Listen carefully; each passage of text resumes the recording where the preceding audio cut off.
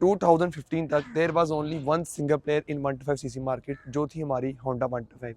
लेकिन 2015 में एक और बैड एस की एंट्री होती, वो थी द YBR। इवेंचुअली ये बाइक 125 की मार्केट उस तरीके से नहीं तोड़ पाई जिस तरह से अवाम ने एक्सपेक्ट किया था, अवाम ने नहीं बल्कि कंपनी ने। लेकिन जो लोग इस YBR को यूज़ कर रहे हैं वो इससे क्वाइट सेटिस्फाइड लाइक मी। ये मेरा तीसरा YBR है, मैंने तीनों कलर्स रखे, रेड भी रखा, ब्लू भी रखा और ये ब्लैक है। फ्रंट से स्टार्ट करते हैं इस बाइक के, तो ये जी वेरिएंट है, तो जी वेरिएंट में आपको आगे गोल लाइट मिलेगी। उसके बाद ये ऊपर क्रोम का रिंग है, उसका ये मीटर इसके यहाँ से यहाँ शो हो रहा है। इसके बाद इसमें प्लास्टिक का मडगार्ड आता है। फ्रंट टायर काफ़ी चौड़ा है, इसकी नंबर प्लेट स्टाइल में इस तरह आती है। उसके बाद फ्रंट पे इसकी डिस्क ब्रेक आती है। साइड पे nothing more to talk about. Tank पे दो बड़े बड़े से ये ग्राफिक डिज़ाइन हैं। दिस बाइक ऑफर्स बहुत ऑप्शन, इसमें किक स्टार्ट भी है, उसके अलावा इसमें सेल्फ स्टार्ट भी है। उसके बाद इसमें 125cc इंजन है और इसके अलावा ये इसका साइलेंसर है। इसके ऊपर दो क्रोम की प्लेट्स लगी हुई हैं। बाकी इसका फ्रेम है, इसमें एडजस्टेबल रेयर शॉक्स आते हैं। इसमें 5 सेटिंग्स हैं, आप स्क्रू ड्राइवर की मदद से इसको एडजस्ट कर सकते हैं।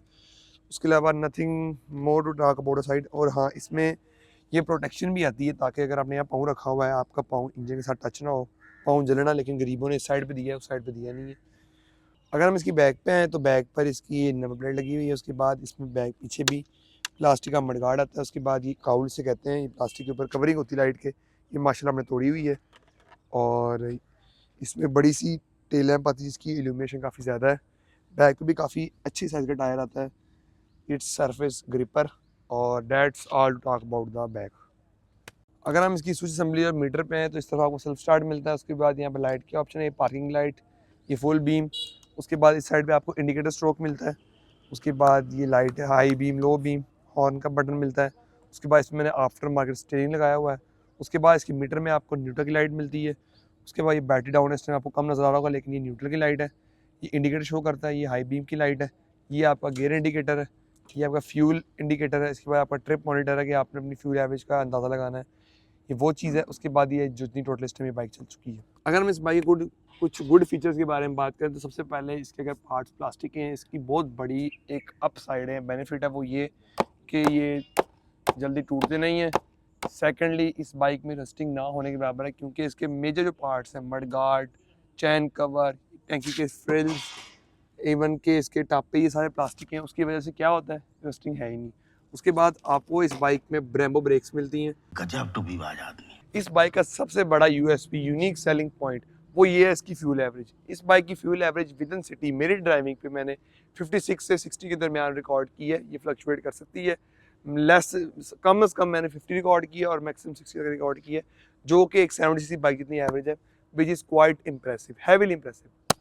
अगर आप ओवरऑल इस रोड बाइक की रोड प्रेजेंस देखें तो just by adding this frill, ये प्लास्टिक का इंजन कवर हमने ऐड किया है, the overall look of bike is so beautiful. एक भरी भरी बड़ी बड़ी बाइक लगती है, ऊपर से इसका कलर ब्लैक है, इस वजह से इस बाइक की जो ओवरऑल लुक है ना वो काफ़ी ग्रेट आती है। अब गुड के साथ साथ हो तो ये सकता नहीं कि बाइक परफेक्ट हो।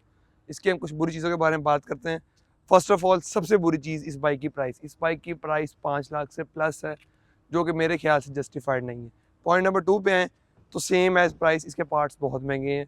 माशाल्लाह ये अपनी कैटेगरी की होंडा इलांट्रा है, यानी कि ये कोई भी जो फॉरेन मैन्युफैक्चरर है उसकी तरह काम करती है। इसके पार्ट्स बहुत महंगे हैं। अगर बैड साइड नंबर 3 पे आएँ तो इसके मडगार्ड्स और टायर में गैप बहुत ज़्यादा है। इसकी वजह से अगर आप इसे कीचड़ में चलाएंगे तो उससे क्या होगा, आपकी जो पिन्नी है ये सारी लिपट जाएंगी। और जिस चीज़ से सबसे ज़्यादा मुझे नफरत है ना, वो है इस बाइक का साउंड। ये बाइक ओवरऑल बहुत खूबसूरत है, लेकिन जो इसका साउंड है वो मुझे कभी कभी रोज़गार रक्षा जैसा लगता है। आपको भी सुनाते हैं।